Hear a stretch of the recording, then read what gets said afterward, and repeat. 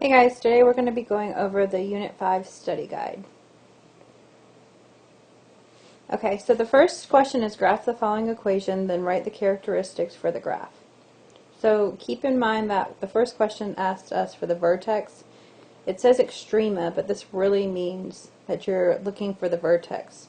And since this is in vertex form, this question should be very easy.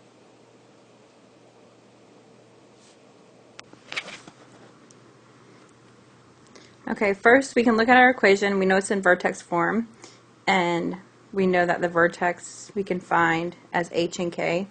It's always the opposite of what we think in the parentheses, so the vertex would be -1, +5.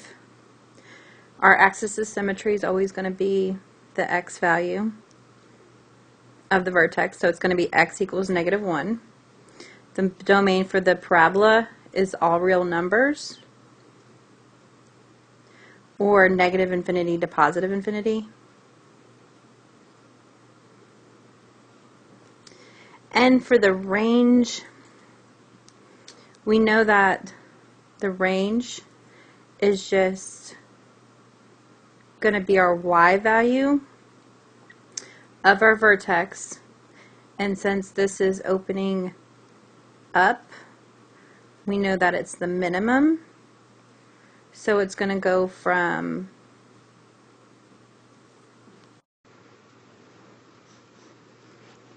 So our range is going to go from -5 to +infinity. So the range we get from the y, and then the axis of symmetry we get from the x. Okay, for the rest, the increase, decrease, and end behavior, we're going to have to take our equation and put that in our calculators under the y equals, and we're going to have to select our table so that we can come up with some x and y values so that we can plot this graph. So when I put it in my calculator and I came up with my table, I'm going to look at some x values that are above -1 and below -1. So I picked x values that were 2 above -1 and 2 below -1, and then I'm just going to write down my y values for that and plot my graph. So I got my points, and then I plotted my parabola. Hopefully yours is prettier than mine.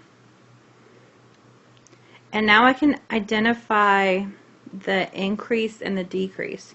So you picture the increase and the decrease going from left to right on your parabola like you were on a roller coaster. So going from left to right, you would start here and you look at your parabola and say, okay, I'm decreasing, decreasing, decreasing, and then all of a sudden at -1, when x is -1, then you increase, increase, increase, increase, increase. So you increase, increase starting at -1, and that goes all the way to +infinity. You keep increasing, because that's your breaking point. You decrease, decrease, decrease, and then you increase, increase, increase. So from -infinity to -1, and we're using the x value, you're going to decrease. Now we have to look at the end behavior. And the end behavior, if you can recall, is like looking at the x-axis from -infinity and +infinity. So we know our parabola is going upward, so we know as x is going +infinity, then f of x is also going to go +infinity. And as x goes to -infinity, your graph is also going +infinity, like if your f of x for x. So these two are both going to be positive infinity because your graph is going up. If your graph was open downward, those two would be negative. But since it's open upward, those two are going to be positive.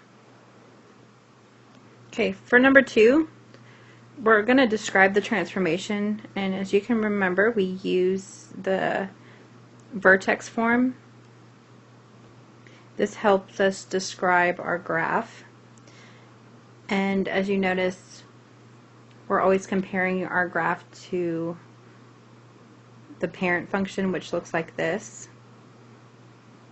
So we know that because it's not facing upward, it's facing downward. We already know that's going to be reflected over x.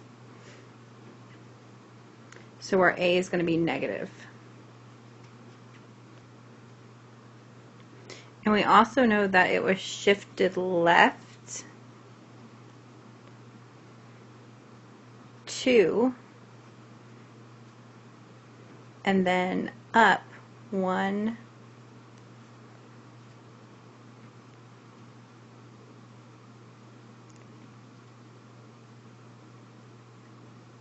2, 3.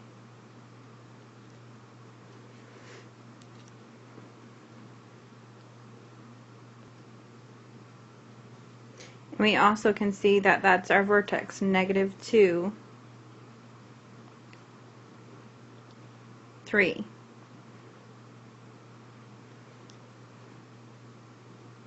So we can write that over here. Okay, because the shift left 2, then we can write an equation using this. So it's negative x plus 2, because it's the opposite of what you think, plus 3. And that's also described in words up here. Now we have to find the roots. So the roots are where it crosses the x-axis. So we're just looking at our parabola, and it crosses the x-axis here and here. And that's x equals -1 and x equals -3. And it can also be written as -1, 0 or -3, 0. Okay, now we have to describe the average rate of change. So the average rate of change we're going to be looking at is at -3 and -2. So when we do average rate of change, we're just using that y2 minus y1 over x2 minus x1, which is our slope formula. That means that we have 2 coordinates that we have to plug in. And we get those coordinates because we use the x values, -3 and -2. And to figure out the y value, we have to come over here to our graph and look at -3 and say, what is the y value at -3? Well, the y value on our graph would be -3, and that's at 0. Then we look at -2. Where's our graph at -2? Well, our graph is at -2, 3. So we're going to use those and plug those into the slope formula to figure out what the average rate of change is. So we would do x1, y1, x2, y2. And you would plug that into the formula and get -2 minus 0 over -2 minus -3. Anytime you see a negative minus a negative, you're going to change that into a positive. So then we end up with -2 over -2 plus 3 is going to give us a +1. So the average rate of change is just going to be -2. So average rate of change is -2. And we use the slope formula to figure that out. Okay, next on the agenda is number 3 for the functions below. For A, you're going to determine if the function is opening up or down. For B, you're going to find the vertex, and for C, you're going to find the axis of symmetry. So, as you can tell, these two are written in vertex form, so those are going to be my easy ones. This one, the vertex is a little bit harder to calculate. Okay, so for the first one is written in intercept form because it has the 2 parentheses.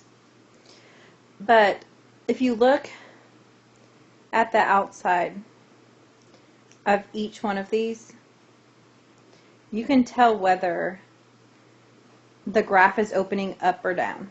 So if you have a negative, it's going to open down. So the first one, it's opening down. The second one, it's not negative, it's positive, so it's opening up. The third one has a negative on the outside, so it's opening down. Okay, for part B, we have to find the vertex. So when we find the vertex, if we're finding the vertex in vertex form, it's easy. We just do the opposite of what's in the parentheses. So I'm going to skip number 1 for right now. I'm just going to do the vertex form. So opposite of parentheses is -6, and then it's just whatever is on the outside. That stays the same. And then for the vertex for the third one, it's going to be +5 and then 9. Okay, the vertex for the first one in intercept form is a little different because you have to do the opposite of each of these numbers. So you would have opposite of +8, so -8. So you would have -8, and you would have +3. You'd add those together and divide by 2. And that would give you a -2.5. And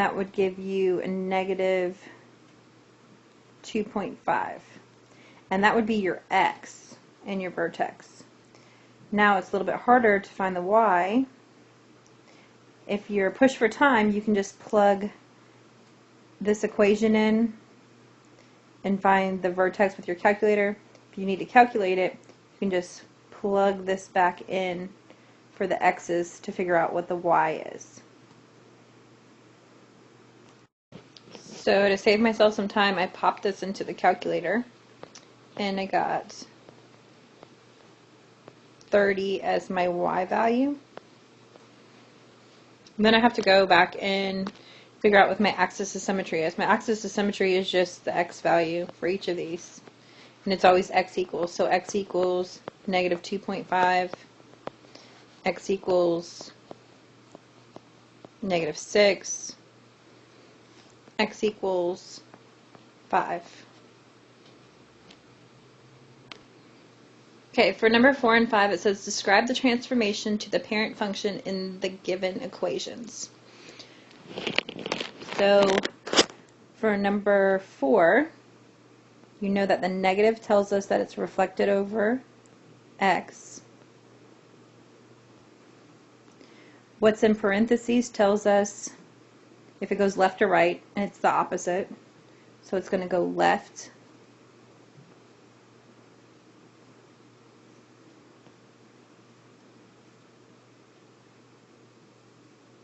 2.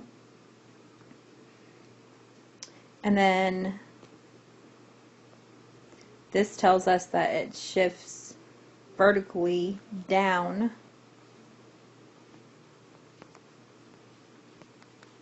by 5.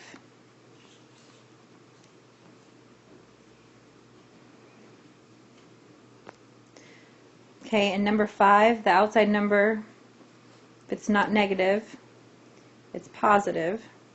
So the positive is going to tell us that it's stretched, because if the number is more than 1, it says that means that it's stretched. If it was a fraction, that would be compressed. So it's stretched by 3.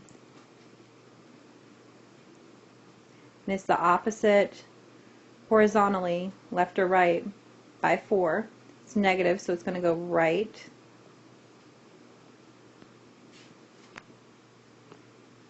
And then it's shifted up by 2.